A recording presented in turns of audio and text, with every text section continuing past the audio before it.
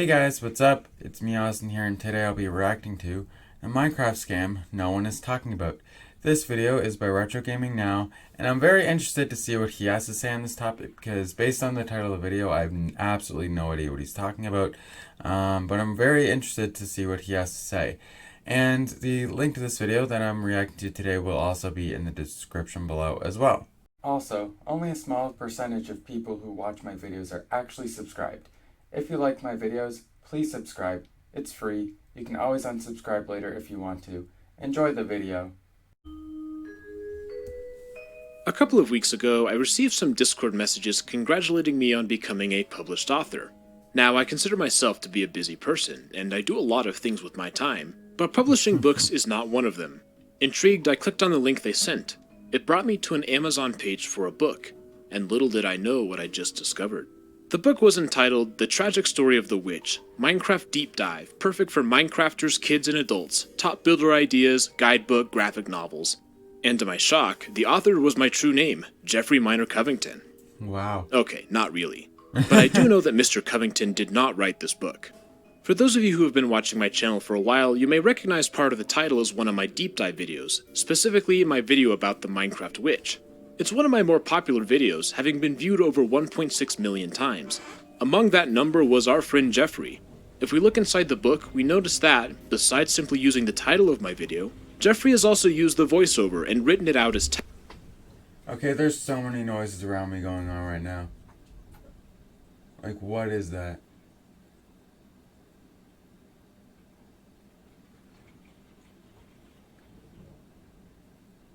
I'm so confused.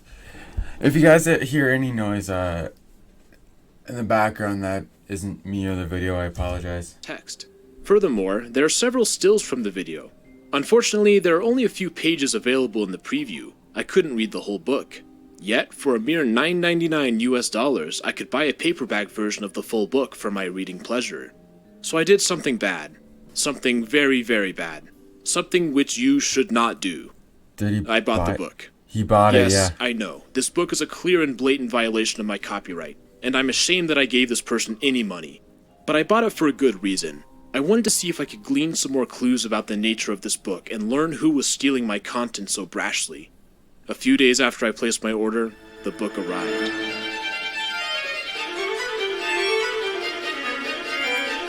Interesting. This tome is an unpleasant specimen. It's a paperback with a matte finish. The cover is extremely ugly. It's an incoherent mess reminiscent of the regurgitations of a sickly cow. A large Minecraft logo imposes its will at the top. Whoever designed this was clearly not very good at Photoshop, as their attempts to cut out the Minecraft logo still included a tiny white border. It's not even centered on the pine green background. Below that is a stripe which reveals the title of my video imprinted in yellow text, and again, not centered. The kerning of the letters is a disaster. It's difficult to tell what counts as a space, causing the title to feel cluttered and unsettling. Further down is the main attraction. Whoa, yeah, he's like way right here. Hold on. Space, I'm gonna wait until he zooms cluttered out. And unsettling. It's like this T here is in the middle of this E and this R. What?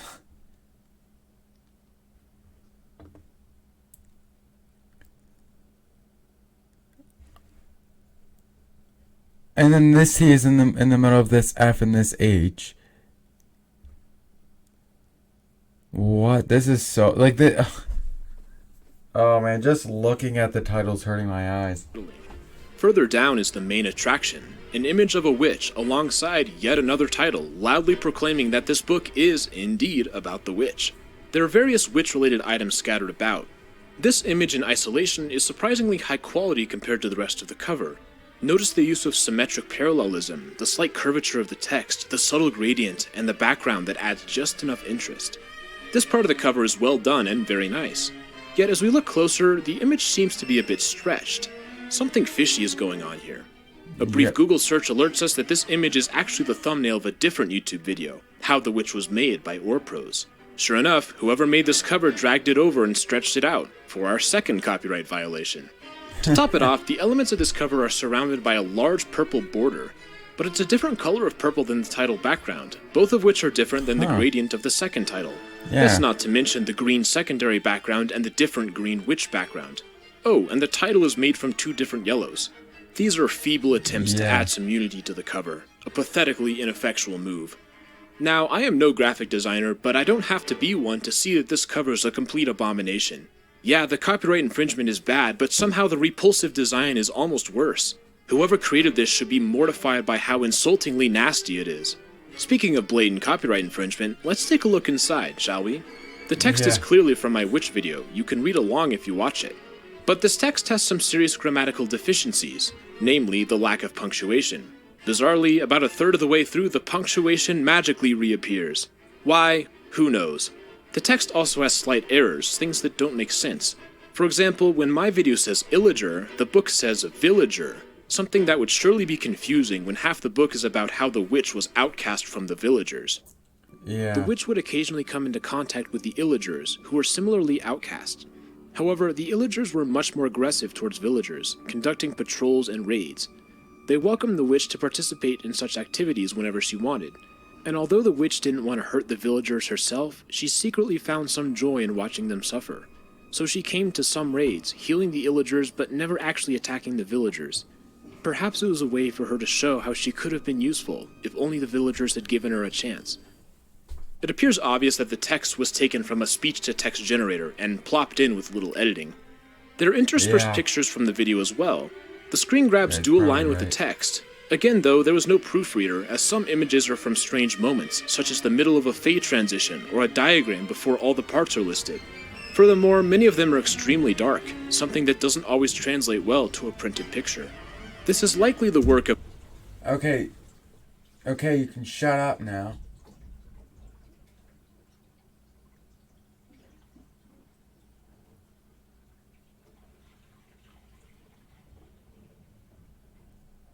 Whatever is making all that noise, you can shut up now.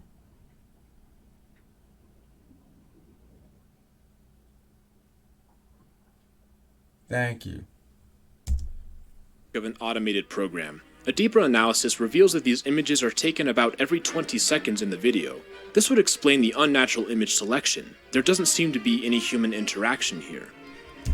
Yeah, if you're gonna do that where you're choosing pictures from a video, the best thing you can do is like see what the text is about and then have the picture be in relation to that text appropriately. So if you're for example talking about all the different things, like I think there was a video that somebody made on the anatomy of a Minecraft creeper or something like that, and if we were to do that, the perfect picture to have after that paragraph explaining certain things about it would be a picture of a creeper, maybe the with its front cutout where you can kind of see a little bit of TNT or something, you know, a picture that can actually sort of explain to visual learners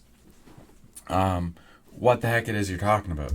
And now you should realize that the physical book is terrible, but somehow the Kindle version is even worse. Instead of an all caps font, it uses a normal font, which makes the inconsistent capitalization. Wait, I just see something. He just mentioned capitalization. Yes, if you have a single letter I, it's always capitalized every time. And if it's at the start of a title, then it's always capitalized. Right, but the reason why I paused it is if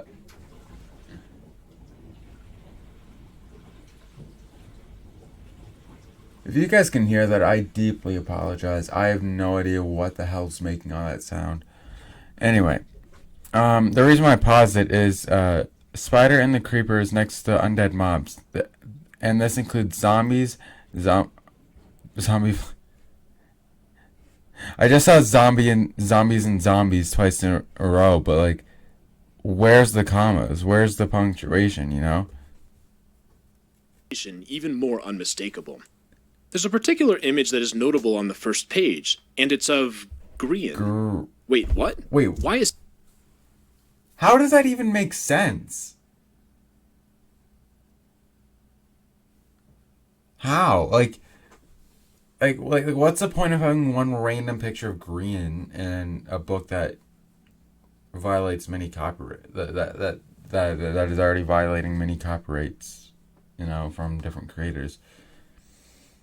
So I guess we have a third creator now that is he here? Turns out it's an image from one of his Hermitcraft videos, Hermitcraft 7 Episode 2, There Can Only Be One. That title proves to be bitterly ironic, because as it turns out, there's a book for that video too. What? You've got to be kidding me! How is nobody doing anything about this? Well, as far as I know, I mean, I've only started looking at this today, with this video, but like, you can't allow people to get away with using your work for, like, you can't, like if I make a Minecraft Let's Play episode, for example, and somebody made that into a book, 100%, I'm saying, I'm claiming copyright on that. Like, there's just no way, you know what I mean? So. And suddenly I started to realize that this is a little bit deeper than just a one-off copy and paste. Grian's ripoff is extremely similar to mine, entitled Hermitcraft 7 Episode 2, There Can Only Be One. Similarities between titles. Okay, so in his video that was made into a book, the first thing that was in the title was the title of his video. And in each of these books, the second thing that's in the title is this: perfect for Hermitcrafters, kids and adults, abilities, and graphic novels. What is going on? I'm so... Perfect for Minecrafters, kids and adults, top builder ideas, guidebook, graphic novels. It has a similar garish cover, but at least this time the warped thumbnail is from the correct video. The interior of the book has the same format as mine. The author is also similar. Milton Minor Floyd seems awfully close to Jeffrey Minor Covington. The price is even the same. So there's a book for my Minecraft video, and there's a book for Grian's Minecraft video. And a question began to form in my mind. How many of these books are out there? Are there exactly. Yeah, that's the question I have right now. Oh my gosh. Like, how many? YouTubers who have had their videos stolen? So I got to work and I began to compile a list of every single one of these books that I could find. In total, I was able to find records of 25 similar books. Thankfully, 16 of them had been removed from Amazon. Their existence is okay, well, he corrected himself 14 of them, but still, at least 14 of them have been completely, or at least 14 of them have been removed. Recorded on websites such as Goodreads and Google Books. These sites have no preview of the text, only the cover and some basic information. Two stuck out as extremely familiar. The Unnerving Secrets of Minecrafting Illager's Deep Dive. Perfect for Minecrafters, kids and adults. Total side note, I believe I've watched this video and it was really good, and I highly suggest that you watch it. It is by Retro Gaming Now, the person who made this video I'm watching right now. So yeah, like this guy here makes really good videos, guys. Like, I'm not even kidding. Like, he makes videos on all sorts of things, I believe, but I believe his Minecraft related videos are his more popular ones. Anyway, let's keep going. Popular ideas, guidebook, graphic novels, and Disturbing Secrets of the Piglins Minecraft Deep Dive. Perfect for Minecrafters, kids and adults, top builder ideas, guidebook, graphic novels. This second one used the incorrect thumbnail once again. So I've been struck 2 more times by 2 more authors. This time, Bonnie Minor Eland and Harrison Minor Davidson. They all have the middle name Minor. What the hell's up with that? That put my total of bootleg books at 3, but as it turns out, I was one of the lucky ones. I tracked down the source video of every book and made a list of them with the original creators. There were a total of 12 victims. Most of them only had 1 or 2 stolen videos. But Grian had a whopping 12 books, 13 if you count the extra still frame. That's by far the most. I was in second place with 3. The original creators are pretty big, but there are some small ones too. There is... 12 of Green's videos have been made in... Like, Green needs to be aware of this. Oh my gosh. Like, actually, I'm gonna go on Twitter today. At Green, you know, like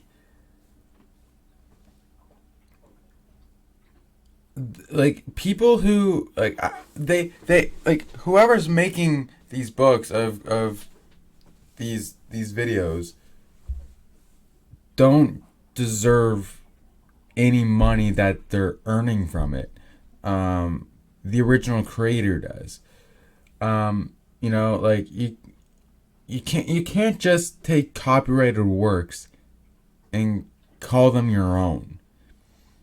And now, here's the question you may be thinking, oh, well, isn't that what reaction videos? No. Reaction videos are completely different. You're taking somebody's work and saying, hey, I'm going to react to that video. And if you properly react to a video, you say, this is the person who made the original video, and this is what the name of the video is called, and here we go, you know? And a reaction video is just simply giving your thoughts and your reaction to whatever it is the video is. So it's not like you're not doing this where you're taking copyrighted work and making it your own. You're taking copyrighted work, hopefully bringing some pretty good attention to it, so that way the original creator gets more praise and more views and more likes for it.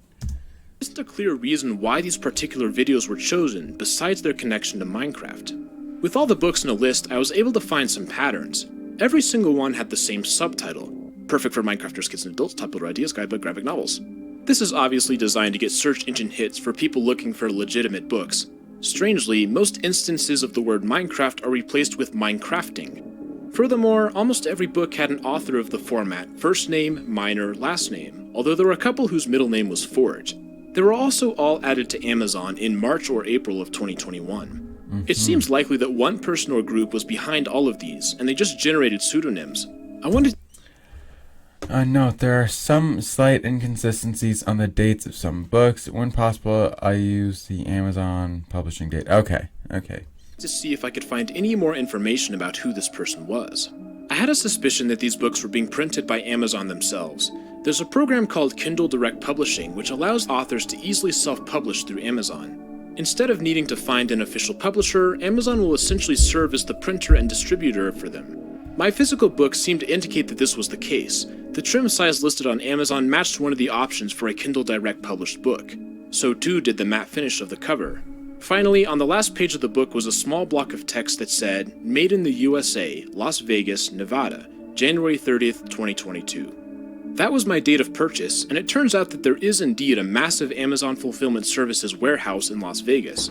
So it seems pretty likely that the author was abusing Kindle Direct Publishing. It's a clever front. Since KDP authors are allowed to use pseudonyms, it makes it very difficult to figure out who the true author is.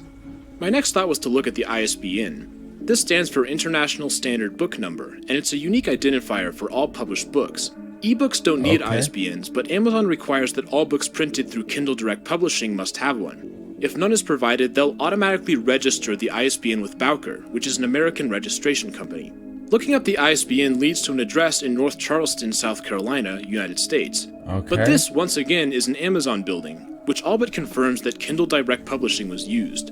Curiously, no other ISBN database appears to have this number.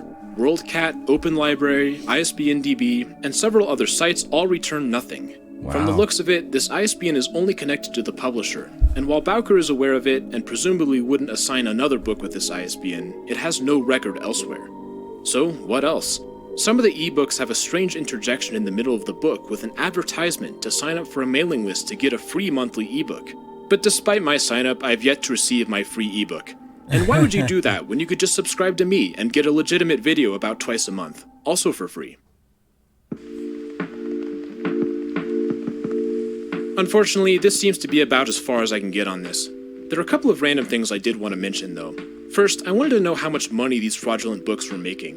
Kindle Direct has a royalty calculator, and for a $10 price tag, the take-home revenue is about $250 to $350 per book, depending on the number of pages.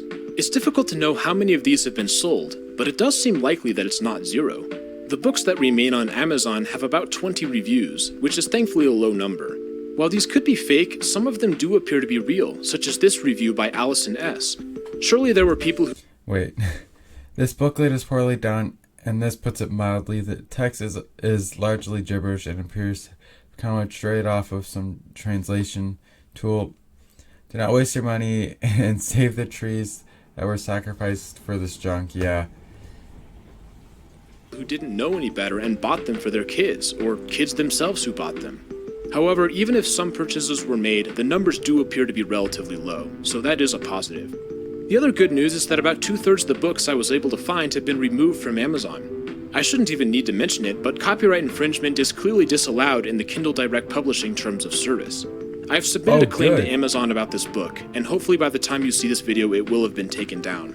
I encourage any other creators whose work is stolen to file a similar claim. We need to use whatever avenues are available to shut this down.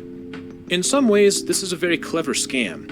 It appears to be mostly automated, but there are a few clues that suggest that, despite the clear jank, an actual human looked at these books before publishing them.